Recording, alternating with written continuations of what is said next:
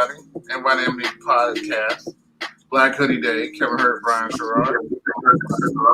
Yeah, this is the sixth edition of the podcast. And we all know if this was the land of the Jedis and the Sith, what side I would be on. Darth Hurt here.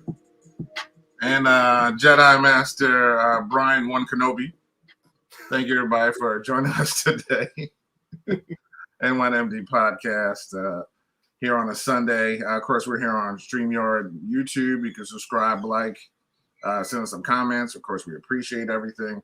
And, of course, we're on Facebook, IG, and the Twitter, as well as on Google Podcasts, iHeartRadio, Spotify. Wherever you find podcasts, you will find NYMD Podcast. So what's going on, B? Oh, man, nothing much, man. Doing good, man. Doing good. What's up with you? What's up with you today, man? You're staying with the hoodie. So is it because you don't have the hat today? Yes, that's exactly what again, you actually have hair. So unlike I, who is, male pattern baldness at an early age. So you actually have a head of hair. But yeah, you aren't wearing a hat today. Is that something that you decided to forego today, or you forgot, or what? No, I just wanted to switch it up a little bit. Okay. Okay. Well, I'm glad you get your little Jedi mind tricks going on early. Because we definitely have a lot to talk about. And as we actually started on time today. So which is rare because I actually woke up. So so we're gonna it is early. So we're gonna start with something that we've been promising for 3 billion days, and we haven't delivered because we've been busy on a lot of sports. I mean, it's been a lot of sports, but we got to start up the 80s because we don't want to wait till the end and then run out of time because we've been promising this for like 3 weeks. So we love the 80s list. We had something a long time ago. We did our top themes. We did our top 80 things, and then our top 80s news stories as well, which somebody kind of decided to throw a curveball in there with their definition of news stories. They were news stories, dude. So yeah, news as in like news stories. But we'll fight on that. Oh goodness! But this is our in the first list we did was what was it, TV shows? I think it was theme songs. I'm not sure. TV show theme songs. Yeah. It was TV show theme songs, which that was fun because I mean.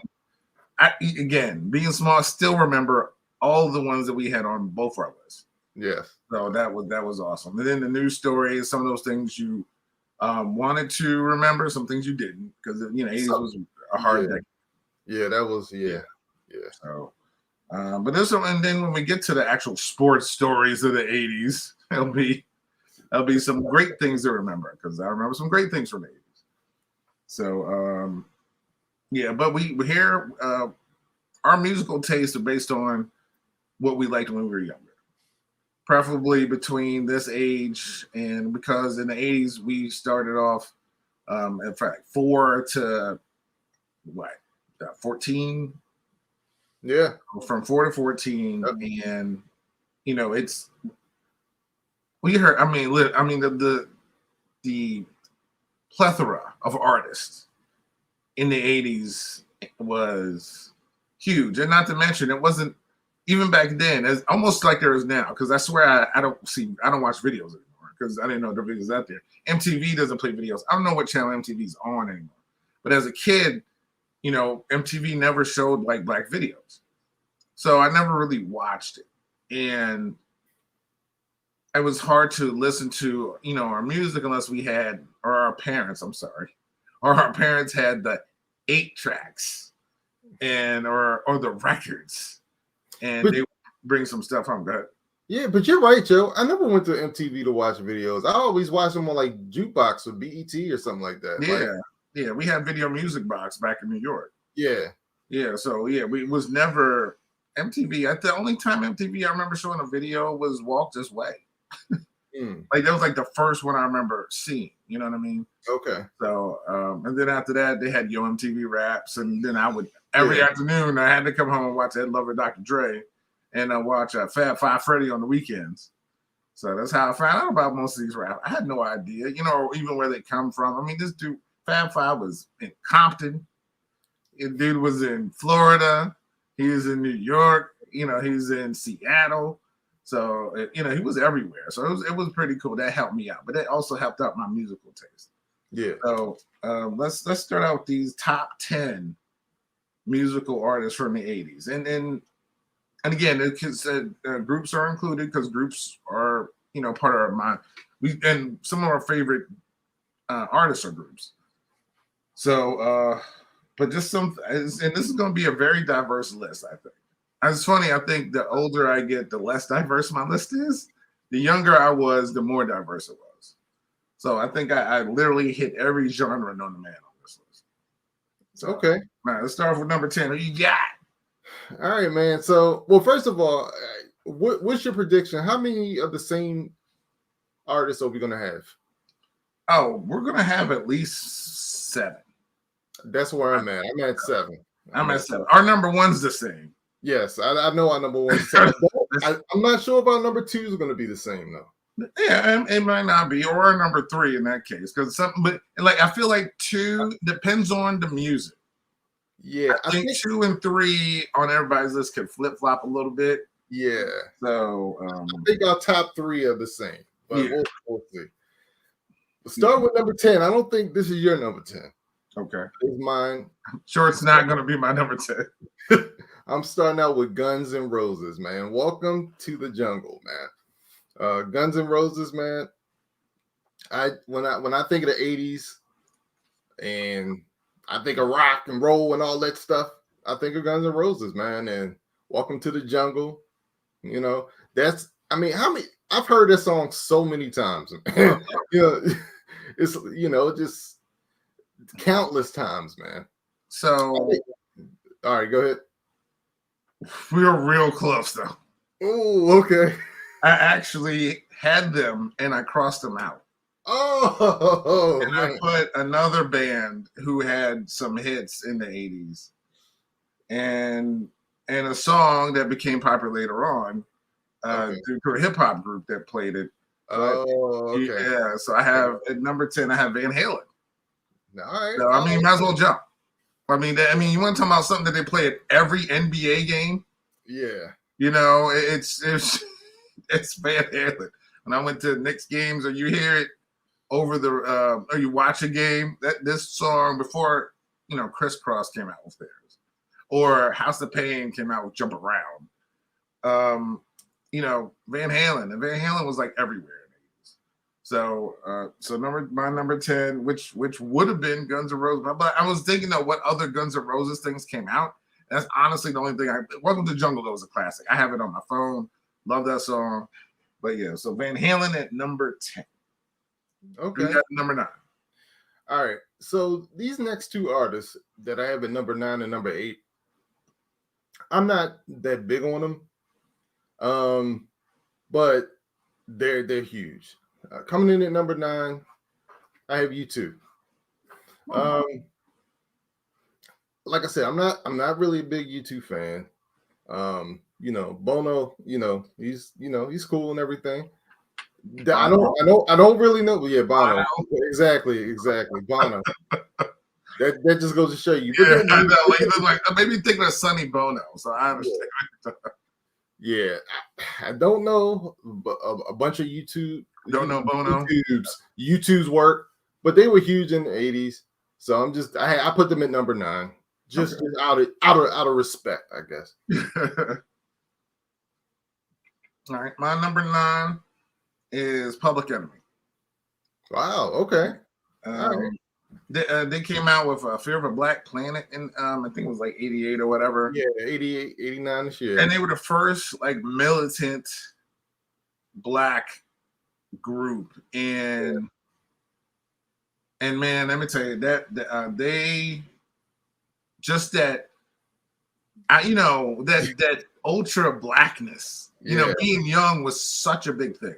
Yeah. You know what I'm saying? It was such a big thing. Like, don't mess with us. Get out of our way. If you ain't with us, we coming for you. Like, yep. Yo. Bass, how low can you go? Let a brother know. Just Chuck D and Flames. It was like the music's like, we're coming right at you. Like, we're coming for you. We coming right at you. It was just like you said, man. Oh man. It was, yeah, they were just a powerful group at a powerful time. And like that's, to me, that was like a group that we needed. You know, because I mean, it was a lot of those, but there was nothing. No one was like Public Enemy. Yeah. So and Fight the Power came out in '89, and that song, you know, it was just, you know, it's one of my favorites of all time. Like if we had that Fight the Powers on.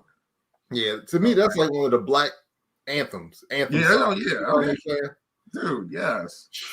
I mean, that was when it's like MF, John Wayne, and you know what I mean? Right. You know, most of my heroes don't pair no stamp. I was like, that's true. I ain't got nobody no stamps. Yeah, I was, you know what I'm saying? I was like, yeah, because back then we didn't have people on stamps.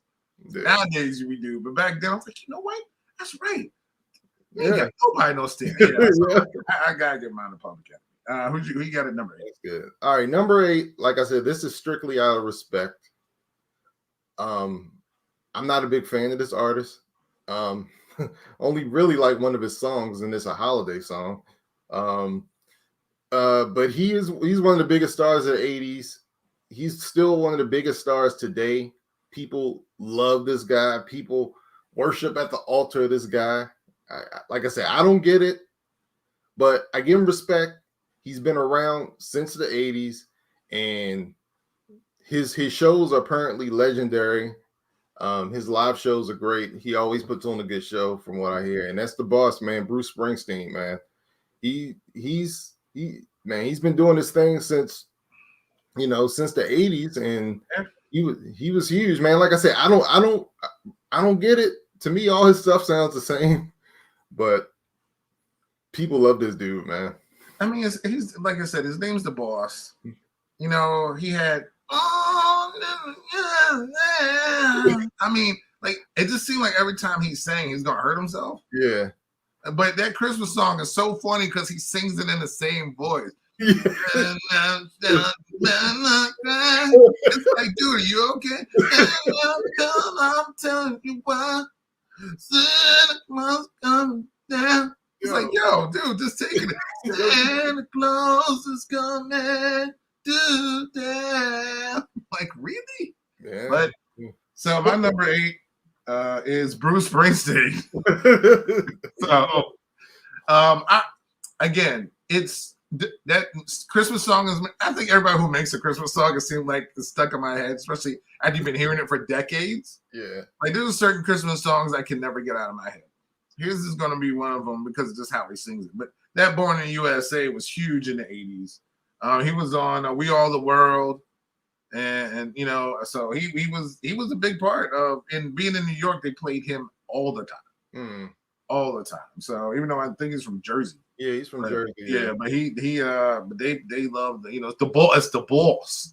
So, yeah, it's the boss. It's Bruce. Bruce. And what's he like in his 70s now? And like I said, he from what I hear, he like puts on a great show. Like he'll go for hours and hours. And I don't know how singing with that voice. Yeah, dude. I don't know how. I mean, that thing makes me tired. Yeah. So much respect to the boss. Like I said, I don't quite get his music, but much respect to him. Coming in at number 7. This is all I heard as a kid growing up. You know, moms would play that. It was either him, Peebo, or who's the other dude? I can't think of his name right now. Jeffrey Osborne. Yeah, Jeffrey Osborne. No, but dude, Luther Vandross, man. Oh, okay. That's all right. That's a good one. Luther Vandross. I mean, dude, Luther, man. I mean, he's an icon. He had to be a staple in every black home. Man. God, yeah, of course. I mean, Luther. It's Luther, dude. I mean, he's just, to me, he's like the all-time croner. You know what I mean? Like, yeah, he's just. I mean, you just think about that. He was a debate on whether you liked the skinny version or the bigger version. That's right. And families would debate over which one was better. That is true, man. Like, you had skinny Luther. I had bigger Luther. Bigger Luther actually hit the notes better. You know, it's like no, skinny Luther had more breath. He could actually hold notes longer. You know what I mean? Yes. So Yeah. no, Luther Vandross, classic, all time favorite, one of the favorite crooners ever. Yeah. So Yeah. that's good. That's a good number 7. My number 7 was your number 9. U2. Okay. I one of my favorite songs is "Still Haven't Found What I'm Looking For," and I love that song. I love a lot of U2 stuff. Of course, I haven't gone to a concert, but and that song, I don't know why, it plays in my head, and just you still haven't found what still haven't found what I'm looking for. It's just a powerful song to me. So, so I'm glad I have them on my list, and they are my number 7. But we talked on them, so we don't have to stay too long on them. Number 6. What do you got? Number 6. Number 6. This is one of my all-time favorites. If there was ever a movie made in my life, and there was a soundtrack in that movie, I gotta have this group and this New Edition.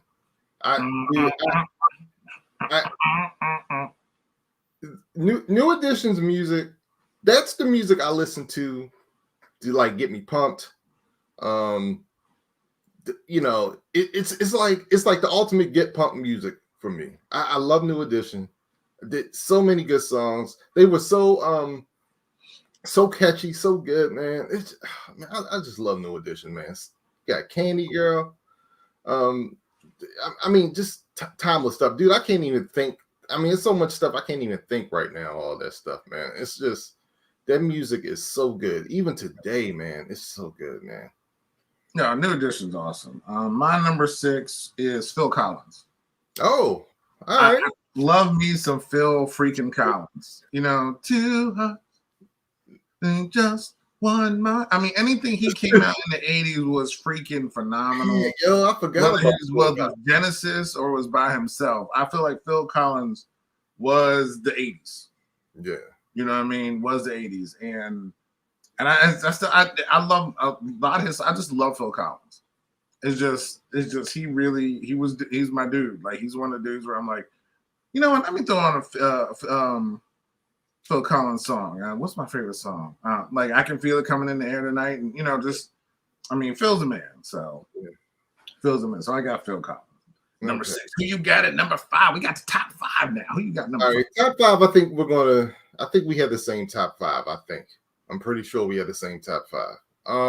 Coming in at number 5, to me, they're the ones that set it off, put hip hop on the mainstream. Run DMC, man. I mean, when you think of 80s hip hop, you think of Run DMC. Do you? Are you serious? Yeah, I mean, like, that's the first like people you think about is. Yeah. Right? Really? Yeah, dude. Okay. Because I feel like they're the ones that put it out there pretty in the mainstream. Okay. Yeah, Run DMC, dude. They set it off as far as I'm concerned. All right. That's all right. This is why we have 2 lists. Like, wait a minute. Who was super huge before Run DMC? I mean, obviously, we had Melly Mel. We had Rapper's Delight. I know we had that, but I feel like they had The Message. I mean, there was so many. Like, for instance, my number 5, iconic.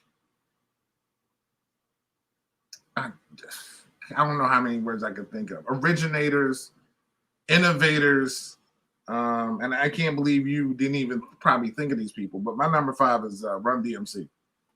So. Dude, I was about to say.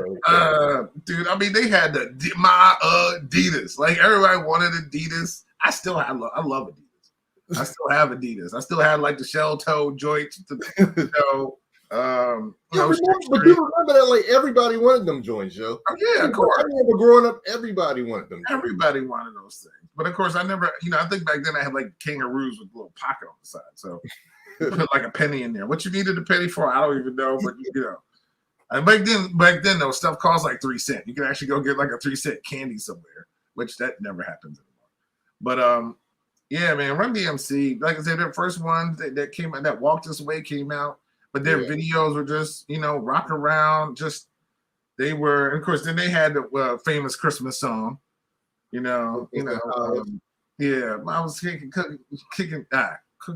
chicken and collard greens. I mean, come on, it was just, Run DMC, legendary, awesome. So, and that, by the way, we got 3 of the same one so far. So our top 4 has to match in order for us to get our 7. They're going to match. So it's, I don't know. I don't know. I mean, you didn't have Phil Collins. No, we didn't have Public Enemy and Van Halen, so I'm a little bit worried. Well, I'm going to make a prediction right now. My number 4 and your number 4 is one of the iconic voices in the history of all music. Okay. The late great, gone far, way too soon, Whitney Houston. When you think of 80s, I mean, you think of Whitney Houston. She ruled the 80s, dude. She was at hit after hit after hit, iconic song after iconic song after iconic song. Did she, you think of the national anthem? Didn't she sing the national anthem in the Super Bowl? During the 80s or the 90s? I can't remember. I think it was 90s. I think it was early 90s for that. Like Whitney Houston, like for any vocalist, right? Even now, who's the standard? Is Whitney Houston. She is the standard. And she's awesome, man. She's awesome. The standard's Whitney? Absolutely. Absolutely. Paula Abdul. Yeah, right. Like Whitney is the standard. All right. Well,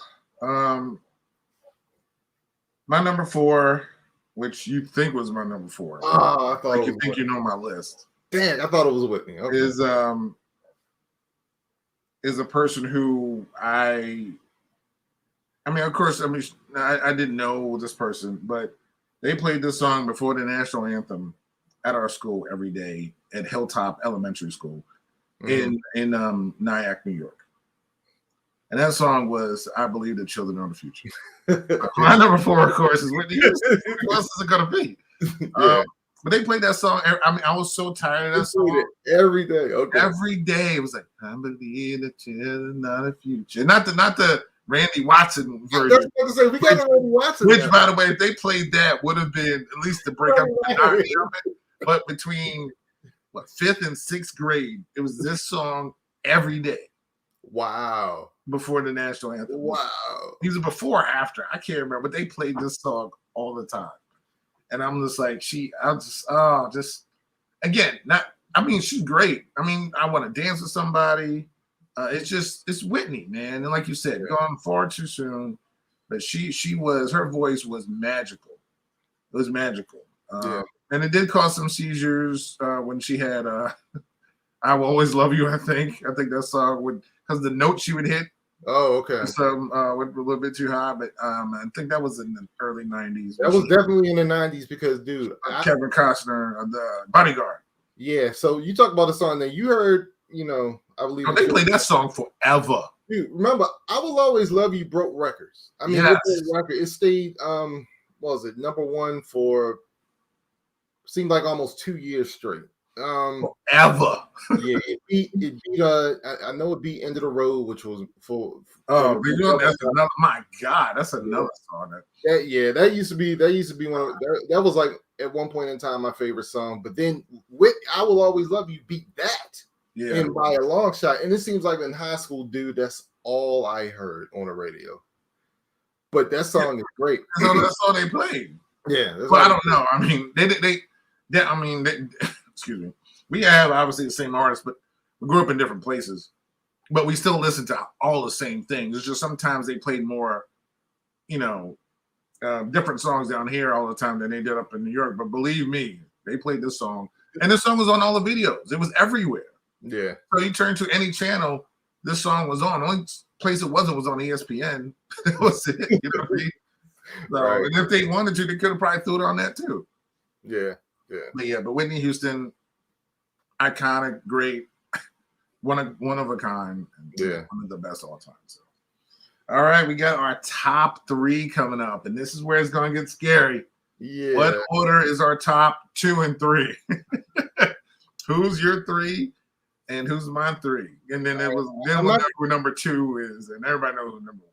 Yeah, I'm not going to give a long intro, but this person, I mean, 80s all the way. So many hits of the 80s. It's Prince, man. Prince for me it comes in at number 3. You can make an argument he's number 2. You can make an argument he's number 1, and for a lot of people he is number 1. For me, he's number 3. I like him in the sense that his music is very distinctive, is very unique. It's got his very unique sound to it. Like, it's Prince. You know what I'm saying? He's a dude you can't really like imitate. You know what I mean? Like, oh yeah, it's like Prince just has that distinct sound, the distinct voice, and he comes in at number 3 for me. My number 3 is Madonna. So I'm not going. Madonna is, I mean, she's Madonna. Like, literally, she's like most of our people. I mean, Whitney Houston is Whitney Houston. Madonna clearly was one of the first people to come out where she's just one name. Yeah. And that's all you know. It's Madonna, and just from her litany of songs to all the controversies, to her life was on front of every magazine cover. I mean, she did movies. I mean, literally, if there's the word icon, Madonna is like one of the icons. Like, it's without her, a lot of things don't branch off the way in music that they do. You know what I mean? Absolutely. So she's one of a kind, Madonna. But I know she's your number 2. Absolutely. So you go right into Madonna.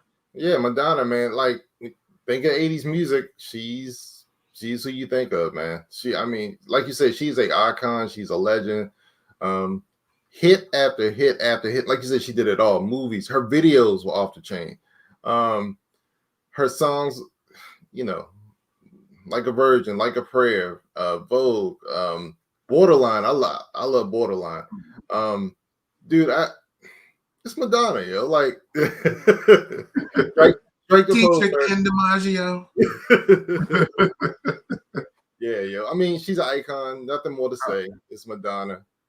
And coming in at number 1. Well, hold on. Let me get to my 2. Let me talk about my 1B. That's right. Yeah. My number 1. She was not 3. even 2. He's 1B for me. Yeah.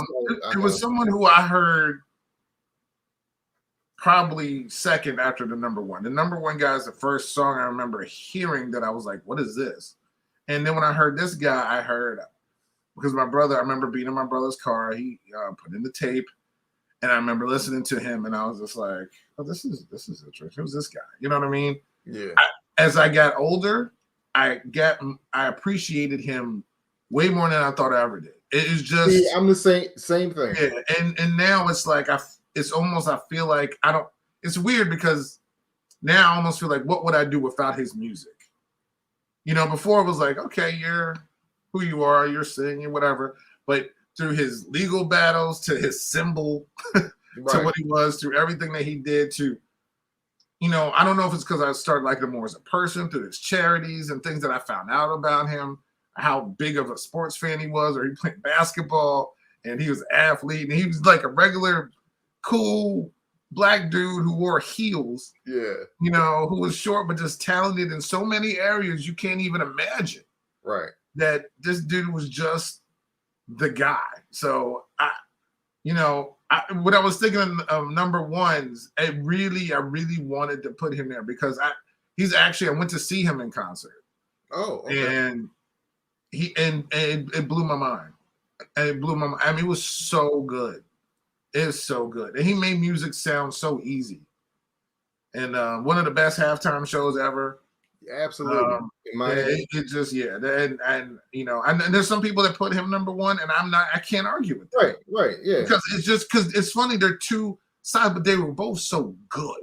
Yeah. So let's get to our number 1. And yet so different. And real quick, the other cool thing about Prince, and I could be wrong, but like, didn't he like continue to live in like Minnesota and stuff like that? Yeah. Yeah. He had his Paisley Park, Minnesota, everything purple. Everything was like he supported the teams. He showed up at games. It was still like, what is he doing at Timberwolves games? Is at Vikings games? You know, the dude was all about his community in Minnesota. Like he was a Minnesotan. You know what I mean? Yeah, that's cool. I was like, wow, he was really about that life. So, yeah, dude, just every song with him directing Purple Rain. I mean, he directed a movie, you know, in the early 80s, Little Red Corvette, Raspberry Beret. I literally have his own playlist on my phone because it's classic. It's timeless. It's so good. The only problem I ever had was when I moved down here and they played his song on a radio station, probably like it's 1999, when it was 1998 going into 1999. And that's the only song they played on whatever. What's that station here? What Q 92Q, I think. They just played probably like 1999 all day, December 31st. I remember they literally played nothing else. I remember that.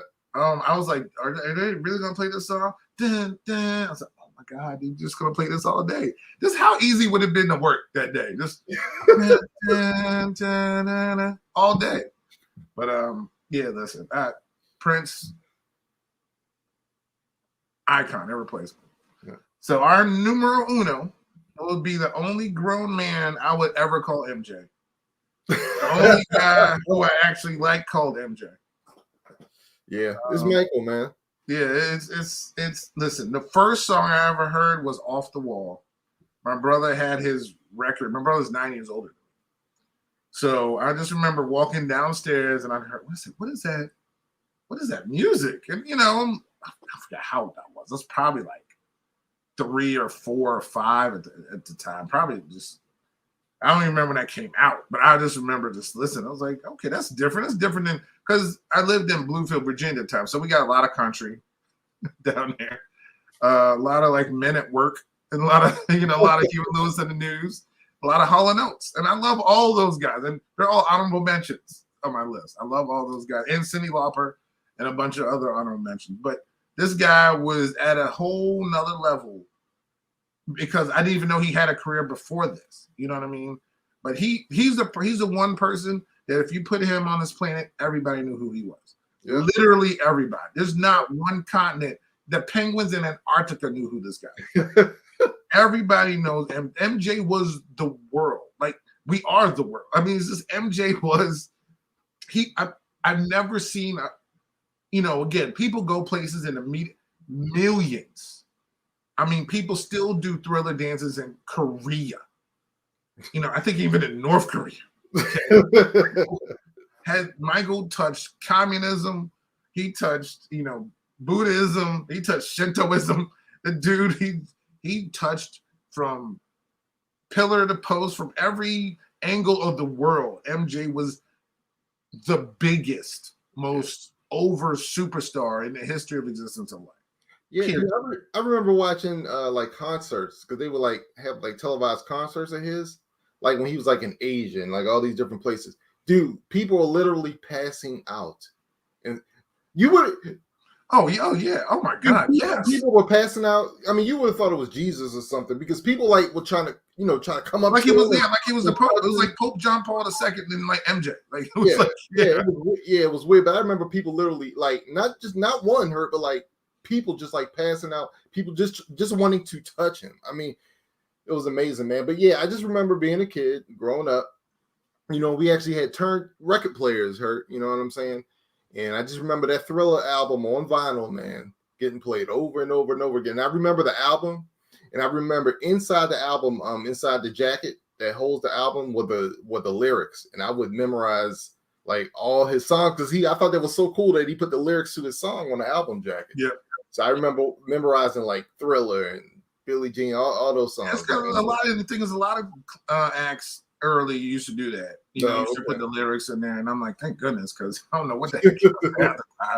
Because I still don't know half of what his songs say. I don't know what Mama Say, Mama Say, Mama Makusa is. I don't know, but I don't care because I love it. It was funny. I was in the car with Nene yesterday, and we were listening to Smooth Criminal popped on, and I was like, wow, man, this dude wrote a whole song pretty much with one line. Annie, are you okay? That's it. I don't okay. That's it. I don't care what else they say. And that video was the dude was just Yo, His leaning it, his dance moves, the videos. Yeah. And it was just, man, MJ, that dude.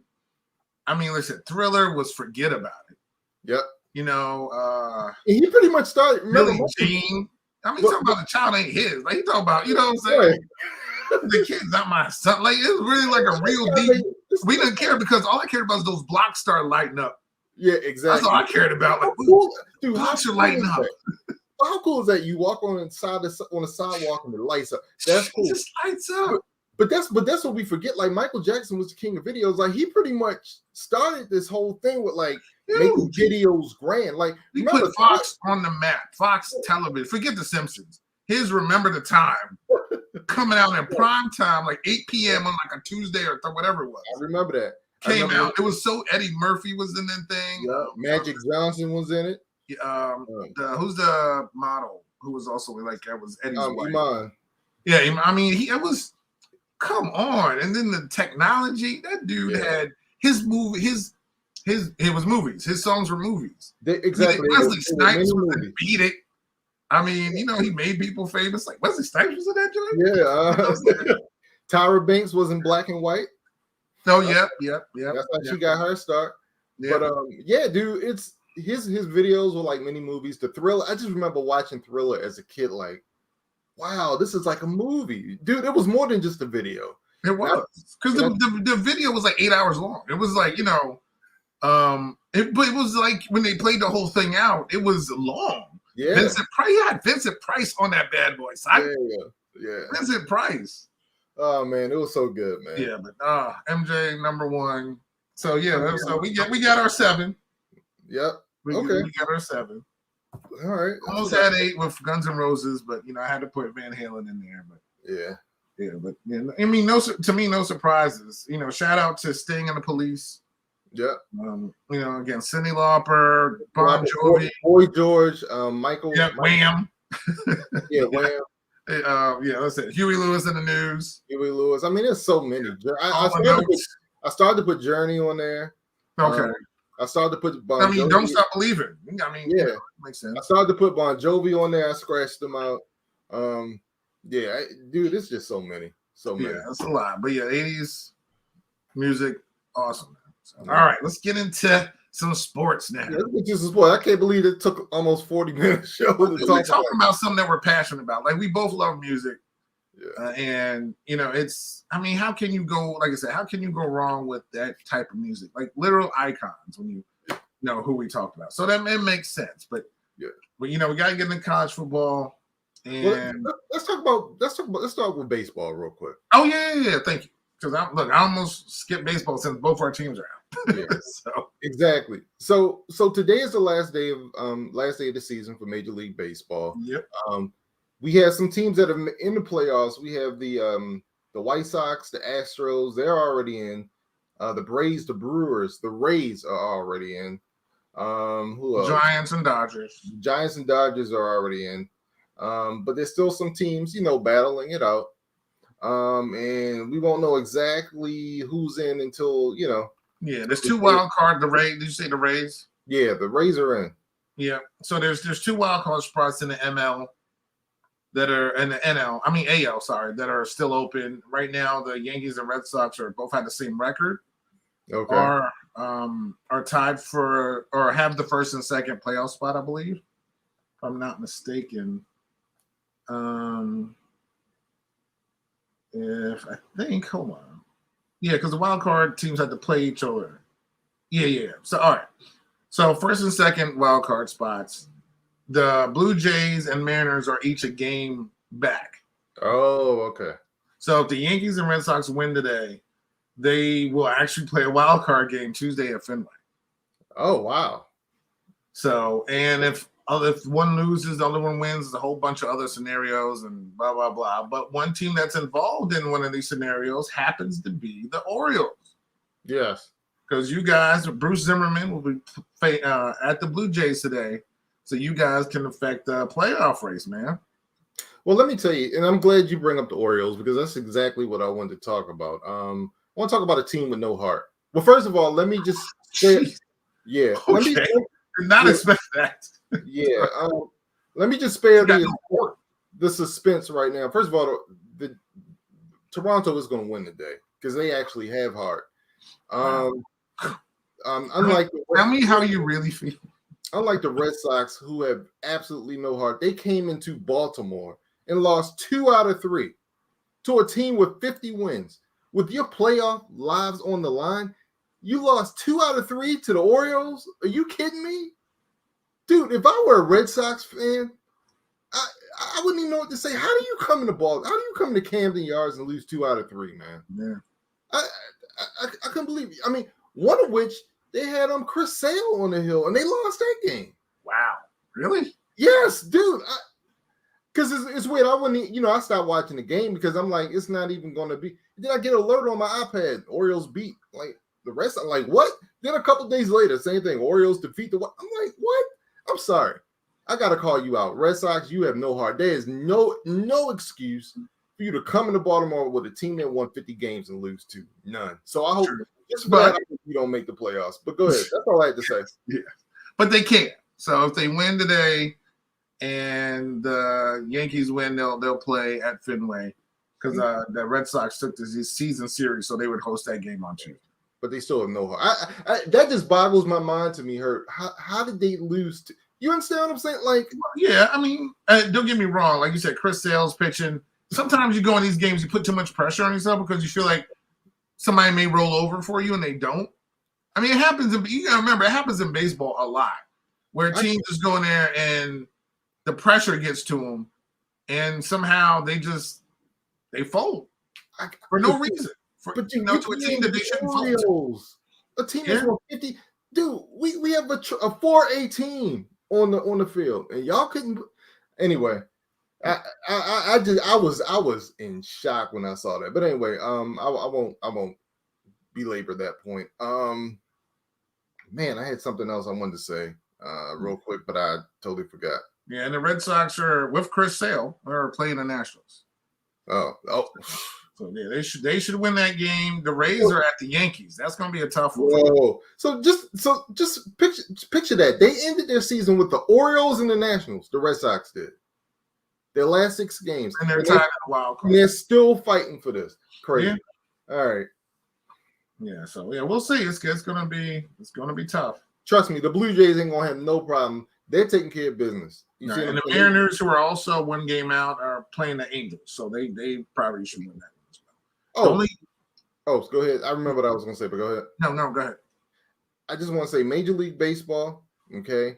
Writers of America, Baseball Writers of America. I know the Orioles are in last place. I know they've only won 52 games. But Ryan Mountcastle is the Rookie of the Year, period. And if he does not win it, then you guys are just straight up biased or something. Yep. 33 home runs. He has almost 90 RBI. He's hitting 260. You can't find me a rookie that's got better stats than him. He plays, he DHs, but he also plays in the field. He plays first base as well. I don't want to hear that he was on a bad team. The dude hit 30. He broke Cal Ripken's rookie record for the Orioles. The dude's the Rookie of the Year. He's not going to win it because baseball writers they have sticks up their butts half the time, but he's not going to. But he better win it. That's all I'm going to say. I'm putting it out there right now. Have some Hort. Vote for Ryan Mountcastle for Rookie of the Year. Yes. Right, I'm done. Cool. I haven't even watched him or seen him play or heard of him, which is bad. So, but I believe you. So the only thing up for grabs in the National League is the NL West. Giants at 106-55 have a 1-game lead over 105-56 Dodgers. So wait a minute. If the Dodgers win, right, and the Giants lose, who gets? They will play a tiebreaker game on Monday at San Francisco. Oh, I want to see that. Ooh, who's playing San Diego? Padres. Who's playing San Diego? The team that ain't got no heart. The Padres are at the Giants. And the Brewers, who won the NL Central, are at the Dodgers. So it's that could be that could be over with quickly. Okay. So yeah, the right decision as well. But yeah, so we'll see. But hopefully the Giants win.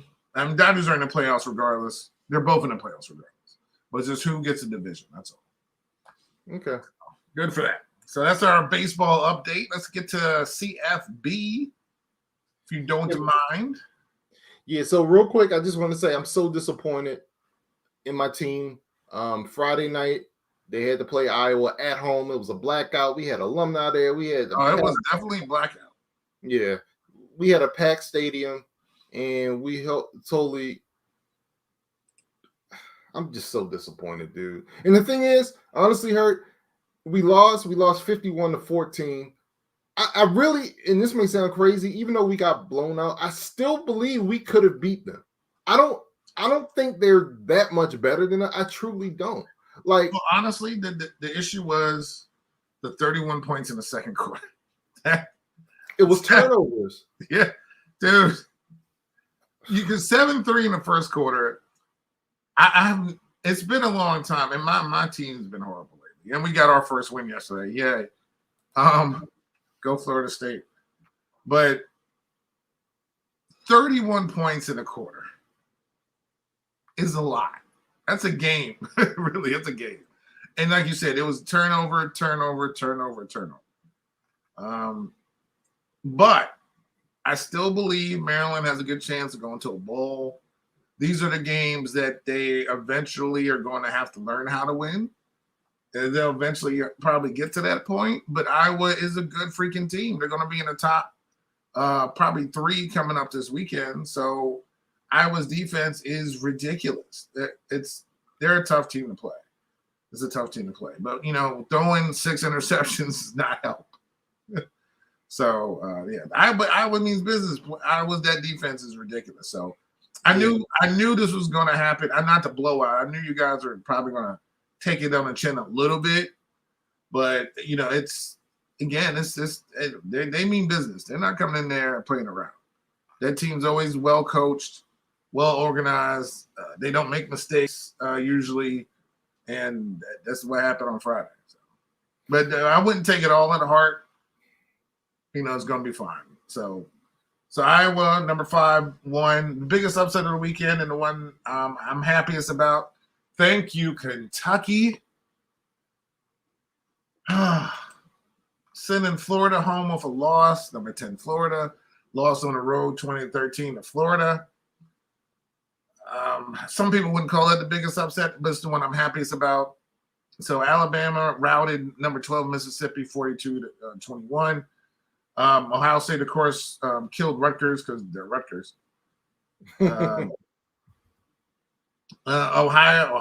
Oklahoma over Kansas State, 37-31. Another upset. Stanford won at home over number 3 Oregon. It's hard to play at the Farm. To me, that's not a real big upset. I kind of knew that was going to happen. Georgia, number 2 Georgia beat number 8 Arkansas, 37-0. That's another one I saw coming because Georgia's defense is the truth. And Arkansas has beaten some good teams, but they ain't never played somebody like Georgia this season. So I kind of knew this was going to be a pig slaughter in a way. Will Pig Suey got beat up going down to Athens. So that was tough for them. Coastal Carolina are our second favorite team in there. They won big at home against University of Louisiana Monroe, 59-6. And Notre Dame at home losing to Cincinnati. That was big. I picked Cincinnati to win that game. I just knew Luke Fickell had that team ready to go to South Bend. That's Coach Brian Kelly's former team before he left Notre Dame as head coach in Cincinnati. So there's a lot of stuff going on there. And it was big. It's a big game for I know I give Notre Dame a lot of trouble on a lot of things, but I commend them for scheduling this game because they didn't have to.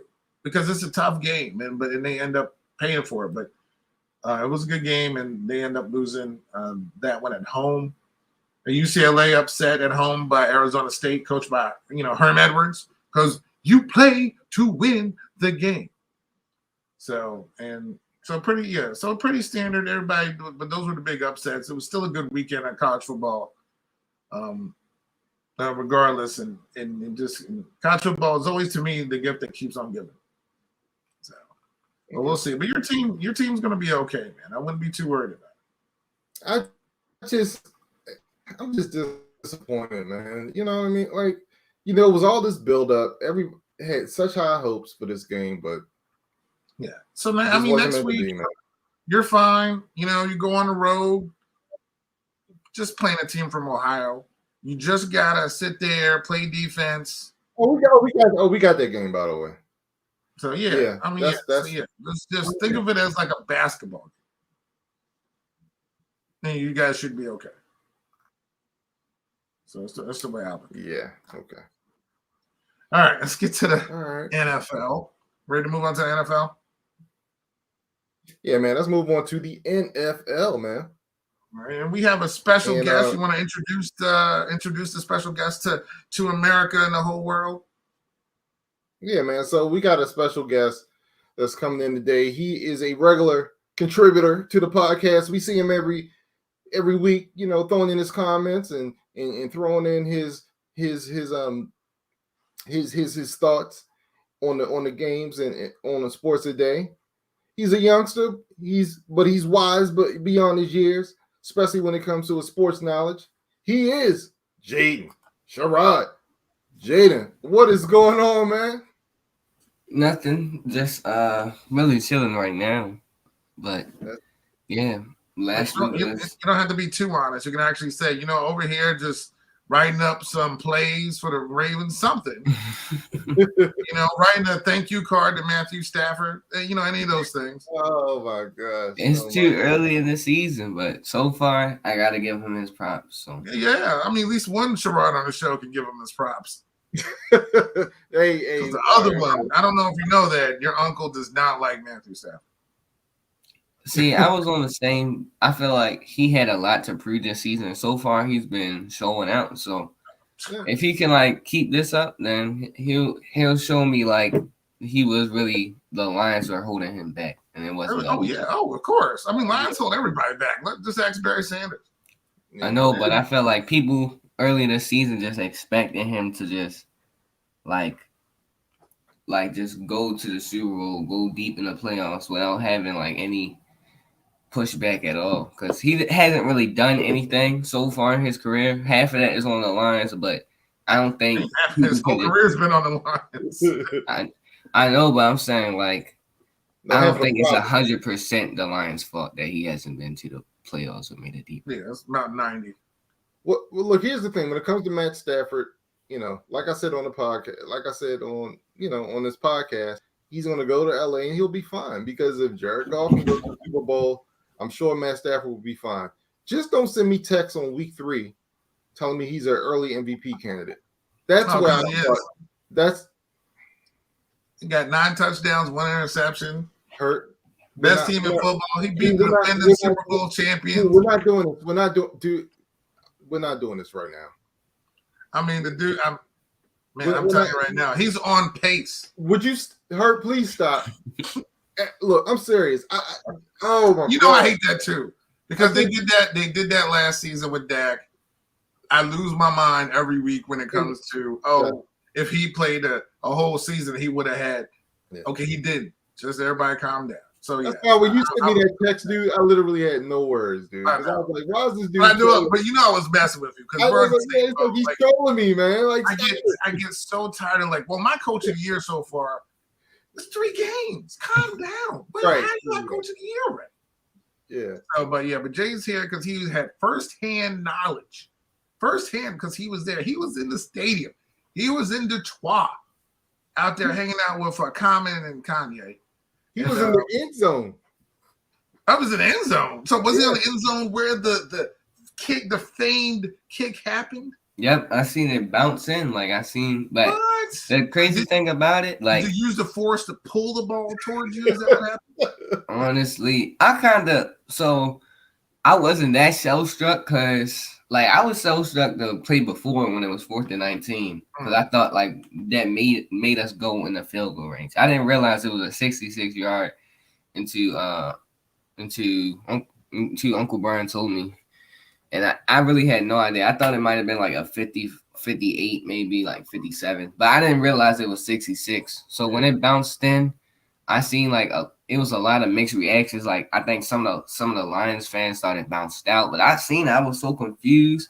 So I just had to wait like 5 seconds. And then I seen some people booing and stuff like that, that's when I knew. So of course we were talking about last week's Ravens victory over the Detroit Lions. I mean, that was a nail biter. That game was so frustrating because that game is probably the best game I've seen Lamar Jackson throw. I mean, his throws were on point, and he had so many drops. He had at least 2 touchdowns dropped. Hollywood dropped 3 passes, one which was in the end zone. He threw a beautiful pass to Stanley Watkins on the sideline, drop. I won't call it a drop. That one was kind of difficult because the defender was right on him, but he put it right there. So anyway, Lamar had a great game. You wouldn't know by looking at the stat sheet, but if you watch that game, that guy was in the zone throwing the football. And because we had so many drop passes, it made the game a lot closer than it should have been. It came down to a 66-yard field goal. And I still could. It was weird for me, Jay, because I'm watching it, right? Mm-hmm. And the first thing I noticed is like, oh, wow, this thing is like dead on. Like it's the accuracy is there. Like it's right in the middle. I just hope it's got enough legs to get there. Then it hits the upright. I mean, not the upright, but hits the stanchion. I'm like, dang. I was like, man, he was that close. And then when I saw the rest score, I was like, shocked.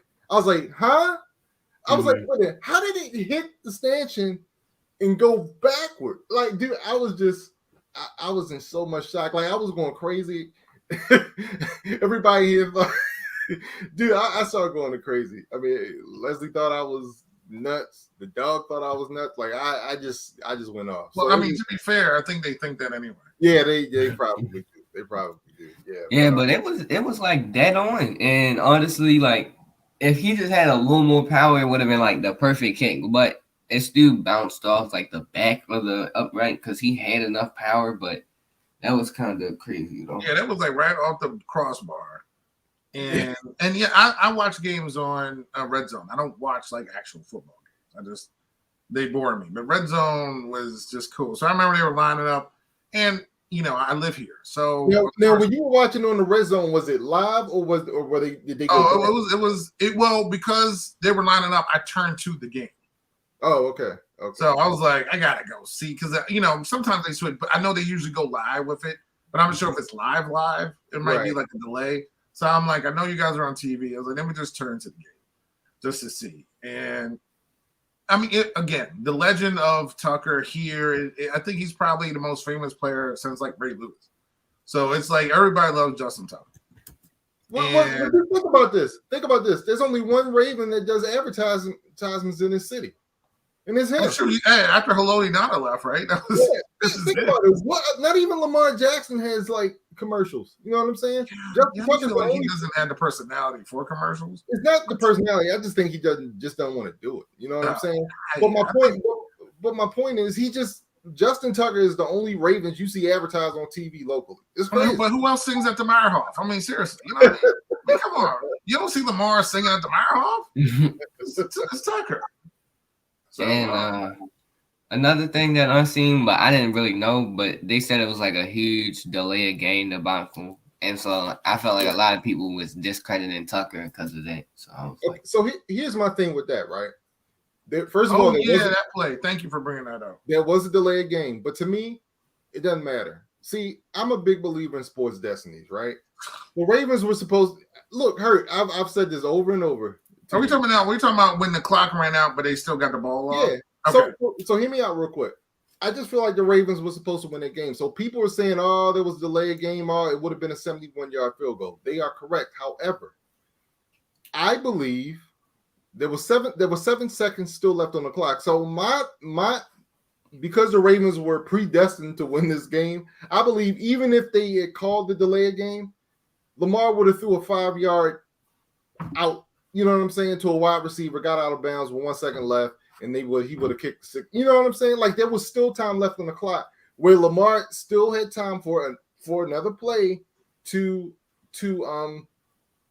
pick up those 5 yards back, which he easily could have did in 7 seconds. Well, if there was a penalty, would it have been a runoff, or did they have a timeout left? Because sometimes I'm confused. They do like a 10-second runoff. It was a delay of game. I don't think it would have ran off Oh, okay. Yeah. I'm not.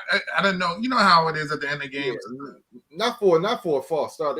You wouldn't do a 10-second. Oh, okay. Well, I mean that wasn't a false start for a delayed game. I mean, for delayed game. Yeah, I'm sorry for delayed game. Oh. They just would have put him back 5 yards. Well, it was a dead ball situation anyway, right?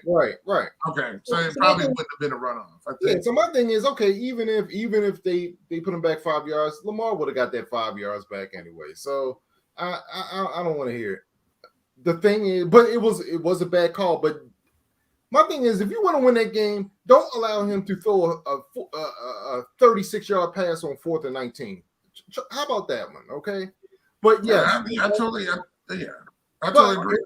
But in Detroit's defense, they should have did a better. They should have made that call. Absolutely should have made that call. So, but tell us about the environment, Jay. First of all, how did it feel going to a game? Because this was your first game since the Ravens lost to Tennessee in the playoffs. How did it feel actually going on the road? How did the fans treat y'all? Like, how was it? How was the experience? So honestly, it was a real good experience. But one thing I didn't realize until like I was watching. This was my like second game watching Lamar, and I always been to Ravens game. That was my first road game also. So okay. like I didn't know what to expect. It kind of felt like since the stadium was a dome, it kind of felt like lower than M&T Bank Stadium. It was like flat almost, and that was a little weird. But one thing I can say, like the Lions fans, I just felt bad, honestly. Like, say we got that win against the Steelers, I would have been happy. But like the Lions, they just felt so like depressed and sad. I didn't really like. I was happy, but like I don't know. And then the one dude, he was like, "Only the Lions." I'm like, dang. And Jay, you also got to see the great Megatron live in person as well, too. Oh yeah. Crazy thing about that, during the halftime show, like the lady, or I guess the owner, she was when she was trying to announce, like she got booed, so she couldn't even like talk fully. And I'm like, that's crazy too. But everybody loved Megatron. Soon as he even got on the field, all you heard was like lion roars and stuff like that. That's cool. What was he there for? Was he getting his Hall of Fame ring or what? Yeah, Hall of Fame ring. Okay. Cool, man. Yeah, I mean, well, that dude deserves it. Yeah. Well, glad. But Jay, that's cool, man. You giving us a good perspective of what happened. We're going to finish up our NFL review of Week 3 by talking about some other surprises of Week 3. Any surprises that come to mind for you, Jay, as far as teams that won, or just any other surprises from last week? So I honestly didn't expect the Bengals to beat the Steelers. I feel like that's a forgotten game because Week 3 as a whole was crazy. It was like a whole bunch of upsets, whole lot of amazing plays. But the Steelers, because the Steelers usually own the Bengals, especially at home. And so seeing Joe Burrow and just the Bengals as a whole stay composed and just beat the Steelers. And I think it's time for Ben to give it up, honestly, because I seen one play, he just threw it straight to the defender when he was like scrambling. I'm like, yikes. He does that all the time. He always does that. I'll fake it and let me try to run, which is like him going backwards. And then I'll throw it and it goes right to somebody. Honestly, Ben's the worst quarterback in that division. And but it's funny, Brian and I both picked the Cincinnati to win that game. Yep. It just felt right, like it was going to happen. And you know, like to me, it was. I think the game that scared me the most was the Jacksonville Arizona game because that was closer than what it should have been. But Jacksonville, even though they got their heart broken on week 4 on that Thursday night game, but that didn't surprise me honestly as much as go ahead. There you go, sir. Speaking of Jacksonville, you know what the problem is with Jacksonville? Yeah, their head coach. Is their coaching. It's not talent. Yeah. It's the coaching, dude. Think about this. I know that. Yeah. It's not because I don't like to do, because I don't like to do. Yeah, I can't stand them. Nope. Y'all gotta just like y'all saying with the MVP stuff. Y'all gotta give Urban Meyer some time. Like Jacksonville was 1-15 last year, and they were like 1 yard away from being 21 on the Bengals yesterday. Jaden, Jacksonville is clearly is clearly being outcoached right now. It's not hard to do. These games that they are losing, Mm-hmm. they shouldn't be losing these games. Like they've had chances to win just about all these games, and it's not a question of talent. They have talent. Now they have a quarterback who is going to go through some growing pains, and you understand that. But that first game, when you only run like James Robinson, he only gets like 5 or 6 carries. Like what? And your rookie quarterback's throwing like 50 passes in his first game. Like, come on. And I seen like he was running with Carlos Hyde a lot, and a lot of people was mad about that because he gave him like more touches than James Robinson, who's clearly better in like their career so far. Yeah, but you know that's their problem. I don't forget Jacksonville. That's their problem. Sorry. Couple surprises for me last week was Miami and Oakland. I thought that was a great game. Vegas. Yeah, Vegas. Good Lord. The Vegas Raiders. I actually think Miami should have won that game. I think, I talked to Rudy about this. He disagrees. I think that they should have gone for it. When it was overtime, they were around on their 40-yard line. Maybe, yeah, they were around on the 40-yard line. It was like 4th and 2. At that point, I kind of think they should have went for it. Because I feel like they played for the tie and not for the win. Because I feel like this. Vegas went up by 3. They're driving. They're on their 40. It's 4th and 2. If you kick the field, I'm sorry, no, they kicked the field goal there. I'm sorry, they kicked the field goal. And they tied it up, but they gave the ball back to Vegas with like 3 minutes left. A lot of time. Yeah, so I feel like instead of kicking a field goal there, I think they should have went for it. I really do. I think they should have went for it and tried to go for the touchdown, because otherwise you're playing for a tie. Yeah, but to him, I guess you could look at it. I get what you're saying, and I'm not saying I disagree with you. But I know also when you look at the other way, it's 4th and 2. You don't get it. Game's over. Yeah, but the game's over anyway. Well, I mean, you're giving the ball back. So you're thinking your defense can stop that. That's what the hope is. You get what I'm saying? So you're playing for a tie. So you're also playing with your backup quarterback. So then you're just hoping that he can convert a 4th and 2. Yeah, not saying that he shouldn't. To me, if I'm in that situation, I feel like I would be more aggressive than I would normally be. Right. Yeah, because I feel like I'm already playing it with a disadvantage. So I'm like, you know what? We're gonna go for it. We're gonna what play do we have for a 4th and 5 play, whatever. That's what we're gonna do. And if there's a way for Jacoby to get out of the pocket, get him moving, so maybe he can get those 2 yards or whatever it is, we're gonna do that. Because that's how I would play, because no one's expecting us to win this game. Our team, our morale, let's go. Hey guys, I believe in you. Let's get this 2 yards. That's how I would have done. Right, because my thing is, and you saying is a backup quarterback, but you got to remember the drive before they drove down the field on a 4th and 2. Jacoby ran it in for the game time touchdown, and he threw it in for the game time 2-point conversion. So it's like he even though he's a backup, he just experienced having to go for it with everything on the line. So why not do it again rather than play for the tie? That's just me. Yeah, that's one of the reasons the Chiefs are 1-2 right now, because teams took risks, because the Ravens and the Chargers back-to-back week went for it on 4th down instead of giving Kansas City the ball back. And right now, the Raiders statistically had the best offense. They probably won't at the end of the season, but their offense is pretty good. So I'm with you, Uncle Brian. I wouldn't give them the ball back, especially on the 4th and 2. Yeah, Derek Carr, he's an MVP candidate, and let me stop. Let me see what else. Who were some other surprises last week? You know who wasn't a surprise? Who was that? Like I said, which everybody, I think you said the game would be close. I told you that game wasn't going to be close. What game are you talking about? Washington. Oh, yeah, we're going to go get blown out. You know what? You were right. The biggest surprise, not only last week, but this season, is the Washington football team defense. Dude, does Chase Young even have a sack this year?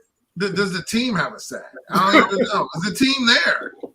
I mean, again, we beat the Giants, and we should beat the Falcons today. Like, seriously. But the defense is, I don't know. Kyle Pitts is probably going to get his first touchdown today. I mean, I don't know where they've gone. They literally, I went to the store. I saw them on the back of milk cartons. They're missing. So this is not the same defense that got us to win the division last year. These guys, I don't know where they went to, but there needs to be a whole revamp going on because they need to play a different. I don't know who these dudes are. They're imposters. So unless they just had a season, that they're never going to have again. But I don't know where these dudes went. So they need to be found soon, man. I know they're probably in the lost and found right now, but nobody knows exactly what lost and found they're in. It's crazy. But that didn't surprise. Still, I just knew Buffalo because they played a couple close games. I was like, there's going to be a game where he's going to go off. And there you go. Because this is the game that we actually weren't supposed to play. But, winning the division, we played another division winner. So due to the 17th game, and of course we had to get Buffalo. And we're up at Buffalo and just got, steamrolled. But I knew we were gonna lose. So that didn't surprise me. A lot of good games. Like talking about the Chargers and KC. The Chargers always play KC tough. And I really do like Herbert. I like their coaching staff. I like the team. That team, Herbert has a confidence. That team has a confidence whenever they play the Chiefs, knowing that we can play them tough. And we could win that game. And Bosa, everyone on defense knows we can get to Mahomes. We could stop Kelsey. Or Hill, Tyreek. Like they know, hey, we can match up. We can stop them. And they always go into that game ready to play KC. And that's exactly what they went in and did. Yeah. All right, man. Well, let's get to week 4, man. And let's do our let's all give our picks for week 4. Herd, are you good, or you want me to do the rundown? Oh yeah, we can start off the 1 p.m. game. Buffalo at home to Houston. Jay, who you got? That one should be obvious, Buffalo. But I seen like the spread was like negative, minus 17. That's ridiculous. I don't think that was just crazy to me. You see what they did last week to that sorry team that they played. I mean, that was 22 points. So hey, the spread's probably right for this team. I don't know if Tyrod Taylor's playing. I don't know if Warren Moon's playing. I don't know who Houston has a quarterback, but they're going to lose. But in NFL games, some games seem to be. They're not going to have the same week as they did last week. So I'll give Houston a little bit more credit. But Buffalo's going to win this game. Yeah, Buffalo's got this game, man. We got a NFC North rivalry game. You're 0-3 Detroit coming off a horrible loss, facing the second start of his career, Justin Fields at Soldier Field. Who you got, Jay? This one's kind of like a toss-up, but I really do think the Bears will get this win. I know a lot of people think that the Lions are going to get this upset, but I got the Bears. B. I am taking the Lions. I think the Lions are going to win this game, man. Yeah, I don't think they're going to start off 0-4. I think Fields being the second start, I think he's going to do well, but I think Detroit, after that heartbreaker last week, can go into this game. It's a rivalry game. Hopefully they don't come out flat. But I think they come out for a close win in this one at Soldier Field. Miami at home to 0-3 Indianapolis. Who you got? The first place Miami Dolphins at 1-2 will get their second win today and get the 500. I'm taking the Dolphins. Jay? I gotta take the Colts. It's just like their team is too talented not to at least get them start off 0-4. Like, no, I just can't see it. But you're missing something, Jay. This is the Jacoby Brissett revenge game. Hey, I'm picking Miami. Carson Wentz, Indianapolis. Yeah, okay. I got Miami at home. Cleveland on the road to Brian's other favorite purple team, the Vikings. Who you got? I am taking the Minnesota Vikings this game, man. Minnesota, look, they're playing really well. They lost in overtime to the Bengals, but other than that, they've been on a roll. I'm taking them. They're at home. I think it's going to be another slugfest. Seems like Minnesota's been in slugfest all year, and I think they're going to put up points this game. But I think Captain Kirk's going to be able to pull it out. I think he'll have the ball last. in this game, and they're going to pull it out at the end. Jack? Yeah, I'm taking Minnesota too because honestly, they really should be 3-0 right now if it wasn't for some like late game mistakes and a missed field goal. Yeah, and Kirk Cousins early MVP. I don't know. Well, Kirk Cousins' team is 1-2. He ain't early nothing. Okay? He ain't late nothing either. So I'm taking Cleveland. I'm not picking Kirk. Again, Dalvin should be back for this game. Yes. And if Dalvin's back, that's definitely going to give them an advantage. They are 1-2, but seem to be playing better than that 1-2 record, of course. Cleveland's 2-1. I'm just picking Cleveland just because I want to pick Cleveland. Okay. The New York Football Giants on the road to New Orleans. I guess they're playing in New Orleans in this game. I'm not sure. But I think they are. Yes, they are. Okay. So home game for NO. I'll go first. I'm picking New Orleans. Dude, there's no way New Orleans ain't win this game. First game back in the Superdome, son. Come on. Plus, they're playing the Giants. Exactly. No, I'm taking New Orleans. Yeah, Giants has been disappointing this season, especially last game. Honestly, that should have been a convincing win, but I don't know. It's just like they're allergic to winning, so I got the Saints. Yeah, I'm fine. Speaking of allergic to winning, because it's a New York thing, the Jets are at home to the Titans. I'll go first on this one. I'm going to pick Tennessee. Yeah, I don't think that. Yeah, Tennessee's defense stinks. And I think this one has the chance to be like a high-scoring game, but at the end of the day, I mean, are the Jets really going to be able to stop Derrick Henry, and are they going to be able to score enough points to hang with Tennessee? Even though, I will say this, Tennessee, since this is their, like a homecoming, well, actually, they're on the road, but they're playing without A.J. Brown and without Julio Jones. Yeah. That's how confident they think they are. They're going to beat the Jets. So, yeah, I'm still taking Tennessee. Yeah, Derrick Henry might have 250 yards this game. I don't think they're gonna give him at least like 30 carries. Just hand off. 1 p.m. game. We have 1-2 KC on the road at the land of cheesesteaks with the Eagles. What you got? So we got barbecue versus cheesesteaks today. You know what? I'm taking barbecue, man. This is going to be. I think this is going to be a beatdown. I really do. But that being said, once again, Kansas City's defense stinks. They got to travel to the East Coast, so this could be a high-scoring game. But come on, man, Patrick Mahomes is not winning 3 games in a row. I mean, losing 3 games in a row. It ain't gonna happen. Yeah, like every single time the Chiefs lost, it was kind of their fault that they lost. Like they've been beating themselves up. I think Kansas City might just. I don't know. They definitely getting 40 against the Eagles. I think this is a revenge game for them, and they're gonna let out some steam. Well, after that Monday night shellacking Philadelphia took, I think this is the worst possible person to play this week because they may take another one here. Now, the only difference is they probably could score some points. So at least they can on that side score a little bit more. But I got KC over Philadelphia in a Dick Vermeil used to coach here bowl. Let's see. Let's another 1 o'clock game that I usually skip. Carolina going to Texas to play some team with a star. Who we got? I think I got the Cowboys. They got the best Diggs in the league right now. He's going the defense is really stepping up. The offense is really clicking, and Zeke is having a better year than he did last couple of years. And I think Carolina is going to get. I don't know, honestly, but I got the Cowboys on. You know what, Jay? I couldn't have said that better myself. I'm taking Dallas. All right, Carolina. Only because I don't want to pick that other team. We got 4:05 game. We have San Francisco at home, 2-1 San Francisco, hosting Seattle. Who we got?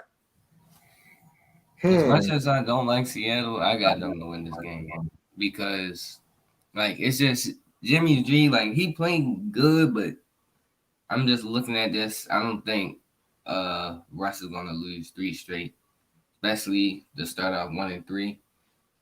if they start off 1-3, I think it's like a closed casket for their season. Not really that they're gonna be bad, but that they're not gonna make the playoffs. Yeah. So, yeah. This is tough, man. I'm kind of along your lines. I want to take Seattle, but their defense is so bad. You know, and San Fran's at home. I'll take San Fran by the skin of their teeth. Yeah, this is tough. Again, it's a divisional game. Two opponents that are familiar with each other, all the cliches, all everything. Russ and Seattle need this game. They need this game.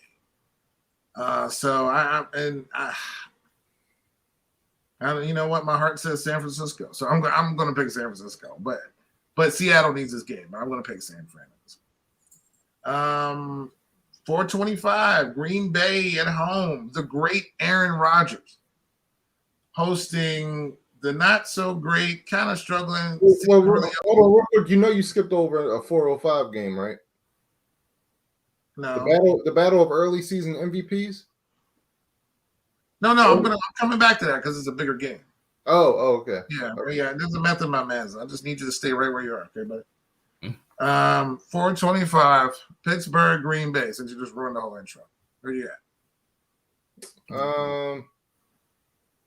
Green Bay. So great. I don't even know why. Yeah.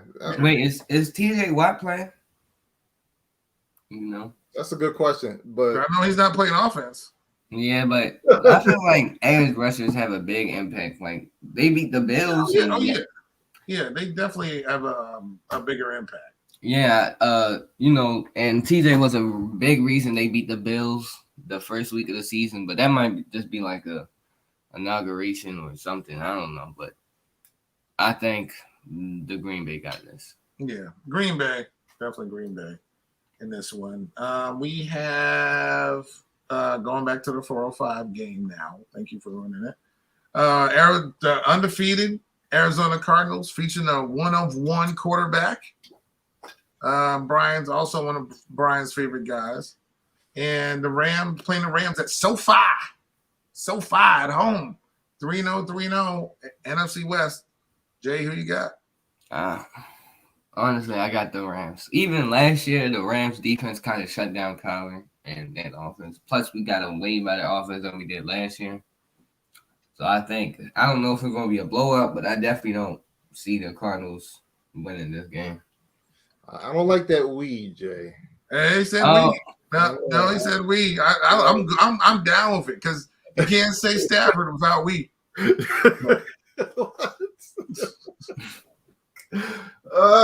I'm taking the Rams. The Rams at home.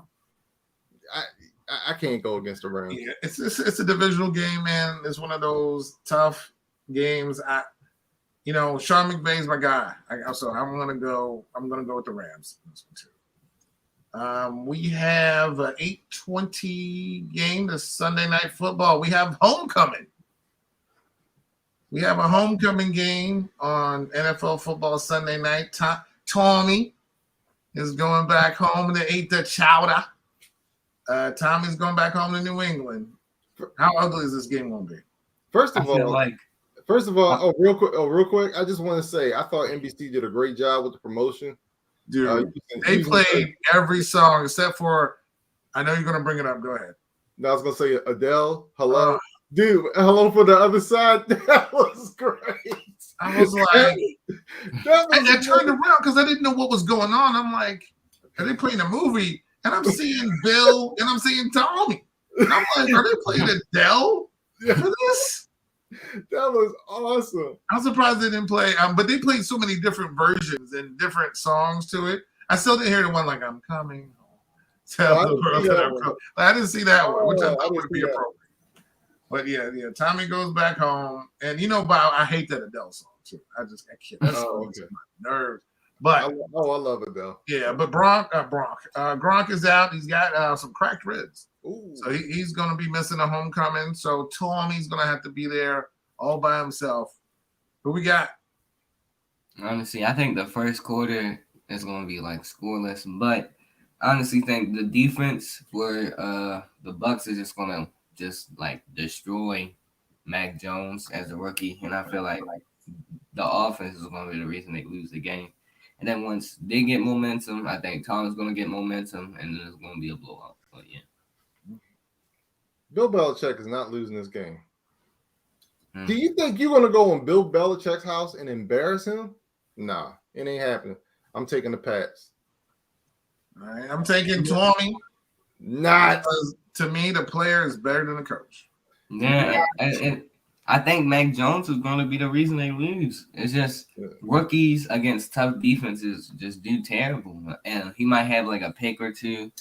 And I do think Belichick will like shut down Brady until they get momentum, and then it's just Yeah, but Brady's going to break a record. He needs 68 yards to be the NFL career passing leader. And what an appropriate place to get it, to where he threw most of his yards. Wow, that's pretty cool. Cool. He's getting it. He's getting a record. He's getting a win. Here he got a Super Bowl without him. So this is his other. I'm going to prove who I am. And don't get it twisted. Even though you may amicably part with somebody, you still feel some type of way no matter what. So I know he's going to be like, you know what? I don't care if they run the ball 40 times and win. He wants to win that game. And it's one of Bill's team. Because Bill ain't playing. He's the one guy in these two. They ain't on the field. I think Tommy's going to take it to him. I think Tommy and Tampa Bay are going to win this game. Yeah, one thing I learned in life is not to bet against Tom Brady. You know, and I was joking. There's no way in the world I'm picking the Pats this game. Yeah, I know. But anyway, all right, man. What else we got? What's the Monday night game? Oh, Monday night game's good too. Monday night game, we have the Las Vegas 3-0 against SoFi against the Los Angeles Chargers. Who we got? I'm gonna take the home team. That should be a good game. Yeah, I'm taking LA. Yeah, I think I got LA too. But this is like I don't know if it's going to be as like I don't know if the Raiders have another push in them, but I can very well see them going 4-0. But I still got the Chargers. Yeah, I got the Chargers. I think they're playing well. I think Vegas is a little bit banged up, but I think they're after that coming off a high and winning that game against KC. And then coming back home, I think they have enough to beat the Raiders. Okay. Yeah, I wanted to ask y'all why are the Thursday night games so trash so far? Like I don't know. I feel like Thursday night games used to be like just like division games, always. Well, this Thursday night game that we're going to do after we finish this is actually really good. Okay. So we actually do have one, but yeah, they've been horrible recently. All right, so we're going to start off with the 1:00 game. Washington on the road at Atlanta. But Atlanta coming off his first win. Washington getting blown. And they actually their one win came against the same team. So which is weird. So who we got? We got ATL Washington. What we got? Who you got, Jay? I gotta go Washington. It's just. But at the same time, yeah, I gotta go Washington. There's no reason they should lose this game. Bro, I'm going Atlanta, man. I don't have any confidence in the football team right now. The only reason why I'm picking Atlanta because they're at home. That's it. Yeah. Now Washington, like I said, their defense has not shown up. They're playing a team that's not really that good. They're really not. And Washington needs this game to me more than Atlanta needs this game. And I think Washington, through their defense and creating turnovers, will end up. It's going to be close. It's going to be close because I think both these teams are kind of floundering. And Washington got beat down last week.